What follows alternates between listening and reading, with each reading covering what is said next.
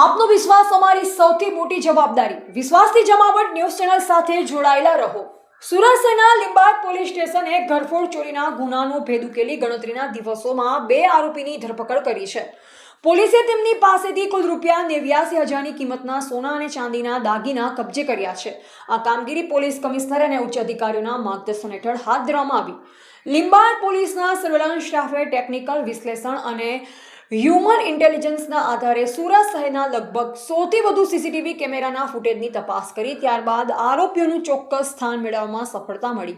પોલીસે મીઠીખાડી વિસ્તારમાં આવેલા એસએમસીના કચરા પ્લાન્ટ નજીકથી બંને આરોપીઓને ઝડપી પાડ્યા. ધરપકડ કરાયેલ આરોપીઓમાં ઉવેસ નાઝીર શાહ અને ક્લીમ ઉર્ફે સતાર સલીમ શેખનો સમાવેશ થાય છે. પૂછપરછ દરમિયાન બંને આરોપીએ પોતાના અન્ય સાથીદારો સાથે મળી ચોરીની ઘટનાને અંજામ આપ્યાની કબૂલાત કરી. પોલીસ તપાસમાં સામે આવ્યું છે કે ભારે વરસાદના કારણે કમરુનગર વિસ્તારમાં પાણી ભરાઈ જતા ઘણા લોકો પોતાના મકાન છોડી અન્ય સ્થળે ચાલ્યા ગયા. આ સ્થિતિનો લાભ લઈ આરોપીઓએ બંધ મકાનના તાળા તોડી સોના ચાંદીના દાગીના અને રોકડ રકમની ચોરી કરી. પોલીસે આરોપીઓ પાસેથી 4.81 ગ્રામ સોનાના દાગીના તેમજ 549 ગ્રામ ચાંદીના દાગીના જપ્ત કર્યા છે. જપ્ત કરાયેલ મુદ્દામાલમાં મંગળસૂત્ર, કમરપટ્ટો, પાયલ, પેન્ડલ અને અન્ય દાગીનાનો સમાવેશ થાય છે.